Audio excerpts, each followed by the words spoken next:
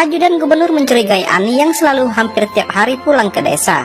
Dia pun melihat Ani menuju ke sebuah gubuk di kaki gunung. Secara diam-diam si ajudan pun mendengar obrolan mereka tentang uang hasil curian. Kini sang ajudan tahu siapa yang telah mencuri uang di dalam lemari sang gubernur. Namun tiba-tiba sang ajudan pun bersin, yang membuat keberadaannya diketahui oleh Andi. Ia pun kemudian mencoba berlari sekuat tenaga. Andi pun kemudian mengejarnya, dan setelah berlari cukup jauh, akhirnya Andi pun berhasil menangkap ajudan tersebut. Lalu ia pun kemudian menghajarnya habis-habisan. Andi yang melihat itu berusaha menghentikan Andi agar tidak terjadi pembunuhan. Ajudan pun kemudian disekap di rumah Andi.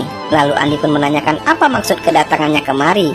Lalu dengan jujur sang ajudan pun berkata kalau ia kehilangan uang di lemari dan ia mencurigai Ani.